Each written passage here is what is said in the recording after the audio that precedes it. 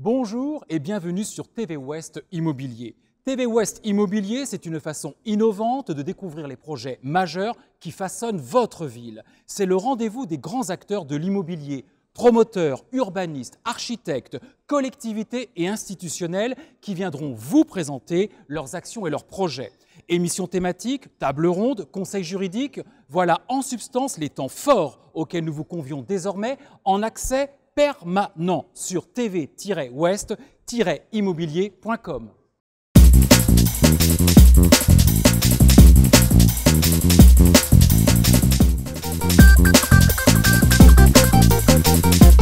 Bonjour et bienvenue pour ce premier rendez-vous des tours de table de l'immobilier qui se tiennent aujourd'hui à Nantes dans le cadre prestigieux du Radisson qui nous accueille. Ces tours de table de l'immobilier, qui se cache derrière? Qui en est à l'initiative? Eh bien, je salue d'emblée les deux partenaires, à savoir Ouest, le magazine du Grand Ouest, également Ouest Immobilier Neuf et le tout, mesdames et messieurs, pour une diffusion à venir et à votre guise sur TV Ouest Immobilier. La presse est toujours très prolixe en ce début d'année.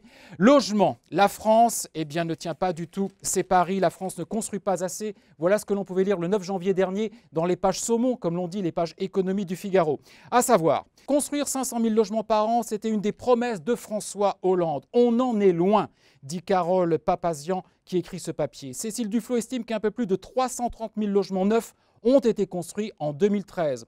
Au ministère du Logement, on se veut un peu rassurant. On considère que ce n'est certes pas un chiffre satisfaisant, mais pas catastrophique non plus. La moyenne des 20 dernières années, c'est 346 000 logements. Et je sais que ces chiffres hexagonaux, donc une tendance nationale, ne vont pas manquer de tomber dans votre oreille, Bertrand Moore, car vous allez ici insister sur les distinguos qu'il y a opérés en région. Donc l'objectif, on s'en souvient tous, des 500 000 logements neufs par an, paraît hors de portée cette année encore, ce qui fait dire, et là ça va parler à tous les promoteurs ici présents, nous redoutons une très mauvaise année 2014, je cite François Payel, président de la Fédération des promoteurs immobiliers.